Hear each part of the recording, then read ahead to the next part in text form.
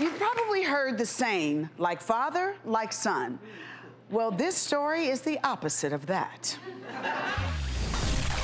Frank says his son Nick is a talented singer-songwriter, but he should have stayed in college. He's upset that Nick dropped out of school to move to LA and says his son isn't giving 100% to his dream. He contends Nick is wasting the gifts he's been given. Nick argues his father doesn't understand how hard he's been working on his album because he's 2,500 miles away. He says he's tired of his dad's negativity. Is Nick destined to succeed, or is he pursuing dead-end dreams? Hey, Vivica. Tell us, why are you so worried about Nick's music career? All right, Vivica, I love my son, okay? All right. And he does have a lot of talent, and he's really smart.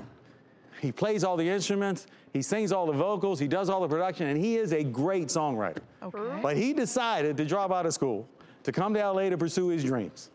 Like a lot of kids do. And while I admire his courage, okay, and I want him to chase his dreams, I just want him to be prepared for life and for the success he may have, because without an education, it's unlikely he will be. So Nick, how do you feel about your dad saying that? I think he just doesn't understand that whatever you put your mind to, you can do it. Like, you left, I bet all three of you, everybody told you you couldn't do what you wanted to do, and now you're here. Yes. You could definitely create anything you want, but you have to have a game plan. Do you have a game plan that's gonna not only make it succeed for you, but give your dad peace of mind? I don't think any risk is a peace of mind for him. I think he wants to play it really safe.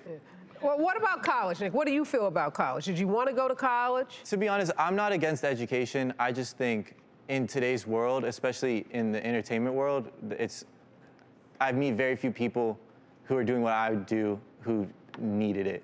You said that without college, he's not going to succeed. Why? Why do you have that belief? Wait, you don't put words in my mouth, doctor. What I said is I wanted to be prepared for life and success. Because, as you know, there are plenty of people in his business that have been very successful, that by the time they're 35, they're broke. And they're all broke because they never had an education. So you're more talking about college as a backup plan. I just got it. You're just playing our audience. I love it, Frank. So basically, you're talking about you want him to have a foundation. You want him to have a secondary plan so that there's other things that he can do to promote his music. It's not even a secondary plan. Education just broadens you.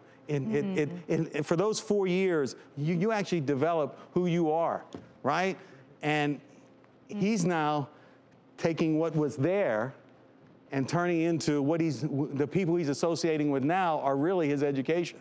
And that's what I'm afraid of. Dad, let me ask you this. Does it have to be a certain type of education that you want him to take, or is it whatever his dream is associated? Okay, so to be candid, that's actually changed.